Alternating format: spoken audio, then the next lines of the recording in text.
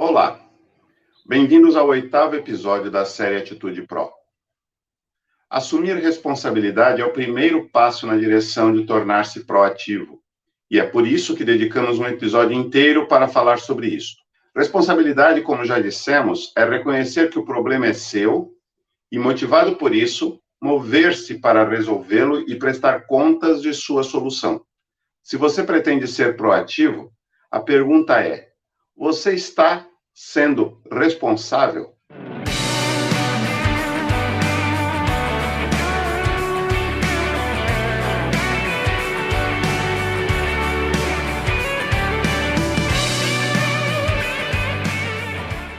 Como dissemos no episódio passado, proatividade é igual a responsabilidade, automotivação, iniciativa, solicitude e resolutividade.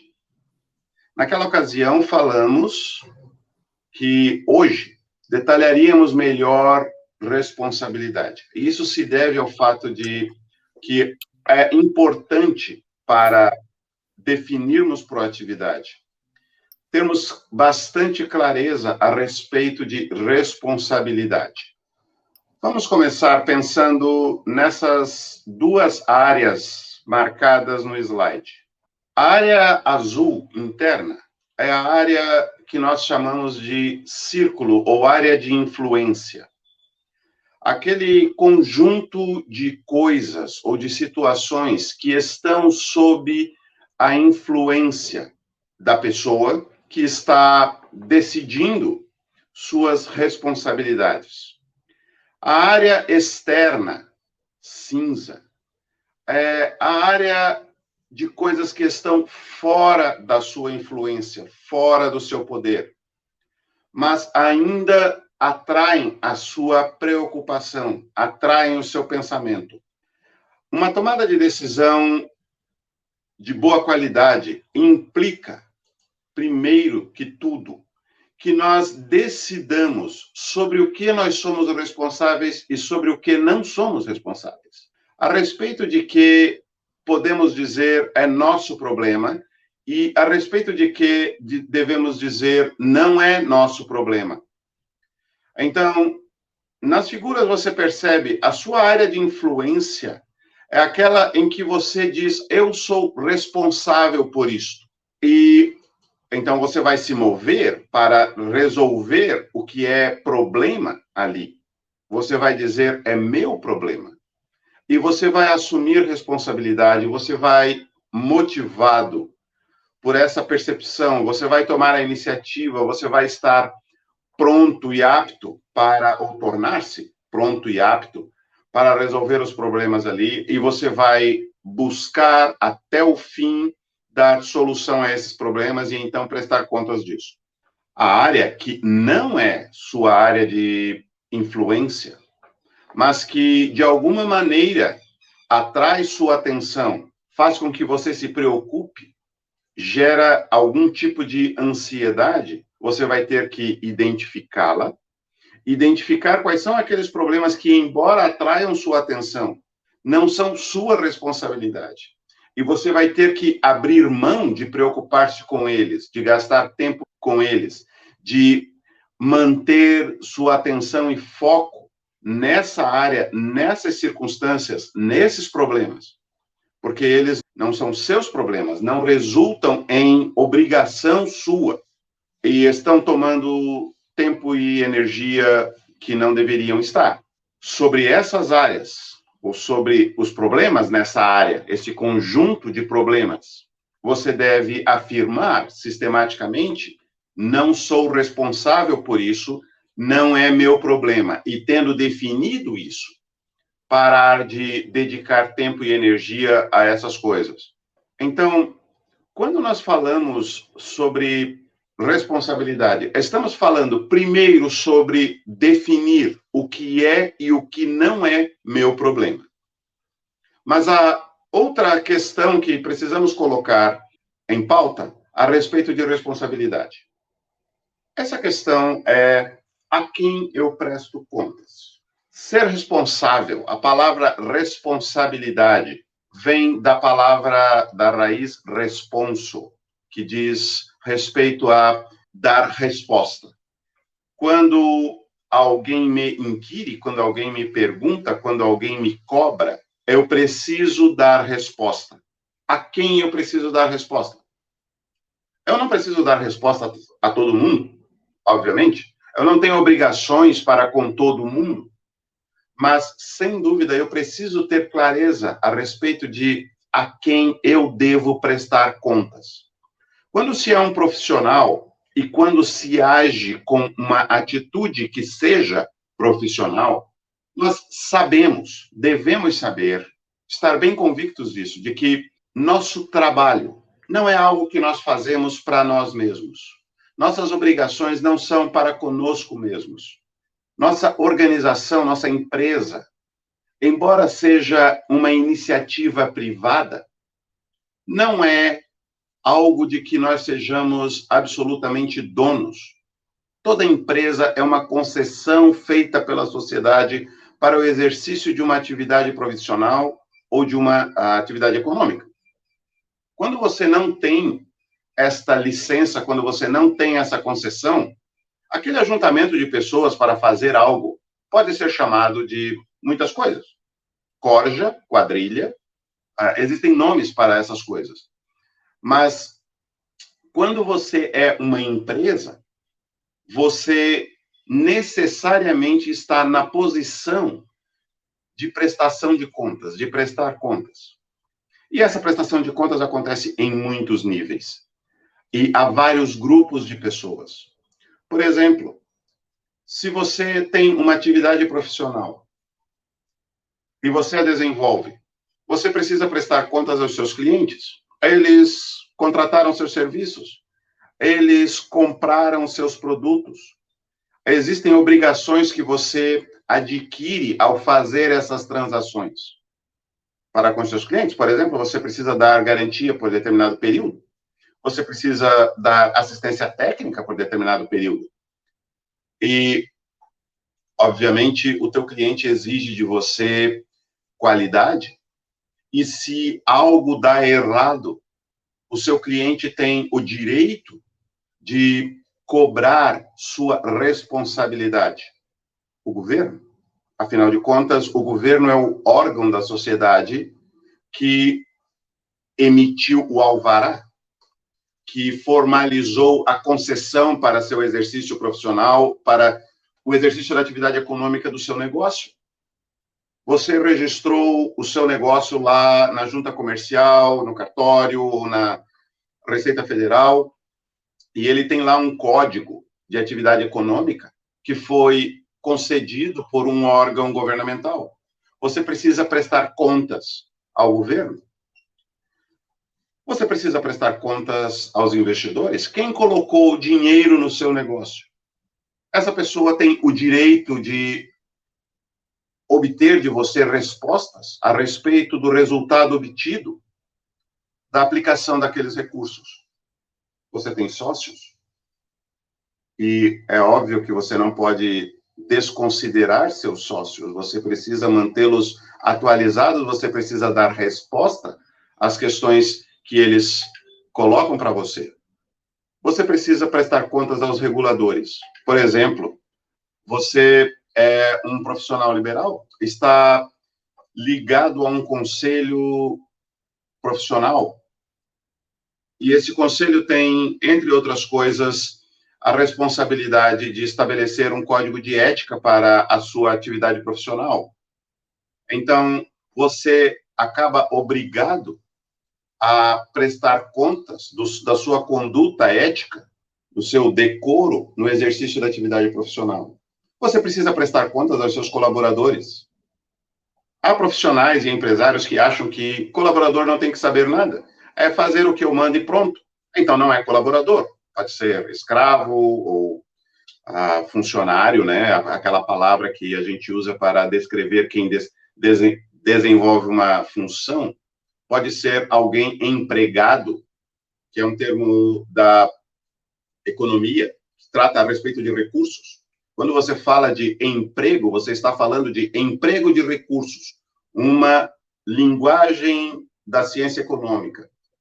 Quando você trata pessoas como recursos, então você não precisa de fato prestar contas, mas quando você os chama de colaboradores, ou seja, pessoas que estão trabalhando junto com você, colaboram, cooperam, então você precisa prestar contas a elas.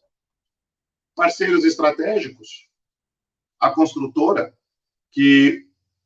com quem você trabalha sistematicamente, a vizinhança.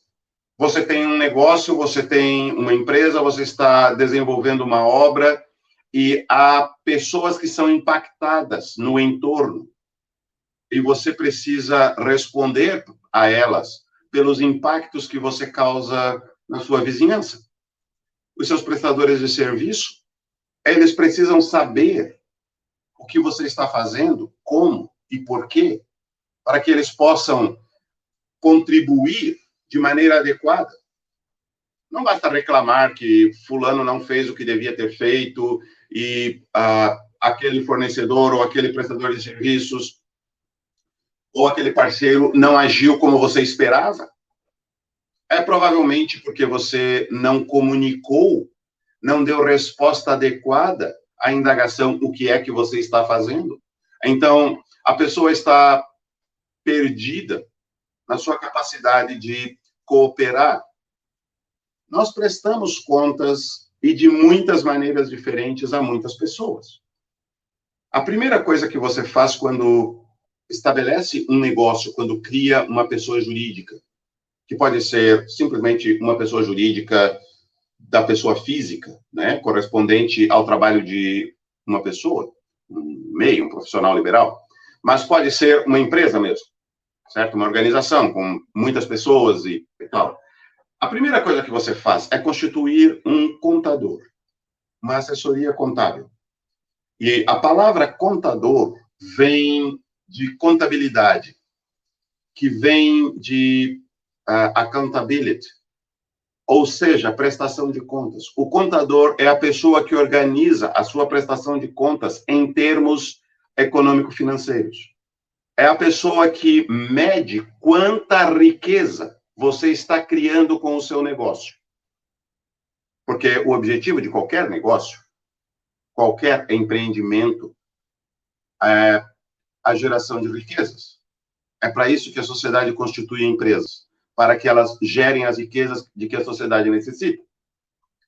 Então, quando você tem clareza a respeito de responsabilidade, você está medindo os resultados, você está dizendo por que você faz o que você faz, e você está comunicando isso às pessoas interessadas. Há outros dois elementos da responsabilidade que eu gostaria de destacar aqui, no episódio de hoje. O primeiro deles é a assiduidade. Uma pessoa responsável, alguém que sabe quais são as suas responsabilidades, ela é assídua. Nós usamos essa expressão de maneira muito comum a respeito da pessoa que está presente, que comparece. Por exemplo, o empregado, funcionário de uma organização que se apresenta diariamente, é uma obrigação contratual, né? Mas estamos falando aqui deste conceito, desta palavra, de maneira um pouco mais ampla. Assiduidade tem que ver com estar intencionalmente. Não simplesmente passei por aqui. Não é, olha, estava na vizinhança e resolvi dar uma passadinha. Não é isso. Significa que na sua atividade profissional, um profissional intencional, que tem uma atitude intencional, ele age de maneira intencional sempre. Ele nunca está por acaso. Ele está intencionalmente. Ele está atentamente. Ele está antes de estar. Ele tomou a decisão de estar, antes de estar. Ele está plenamente enquanto está. E ele também está depois. Um profissional com uma atitude profissional, é alguém que se preocupa com a atividade, com a ação de estar para seus clientes, para todos os demais, para todas as demais pessoas e organizações a quem a sua atividade impacta. Esta presença intencional é algo relacionado com o fato de que você sabe quais são as suas responsabilidades. Você sabe que estar não é algo que você possa entregar para outro, porque o problema é seu.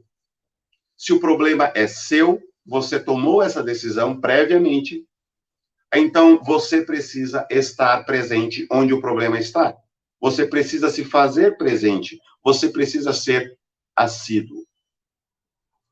O outro elemento que vamos destacar aqui é a pontualidade. De novo, outra palavra cuja aplicação mais comum é quase 100% a única aplicação. Chegar à hora em determinado lugar. Um profissional responsável, uma pessoa com atitude profissional no exercício das suas atividades econômicas, no seu trabalho, é alguém pontual. Isso tem mais do que, ou é mais do que simplesmente chegar à hora, a um compromisso. Significa que você está presente no tempo certo, você tem o que se chama de timing. Você se apresenta as suas soluções para problemas que existem.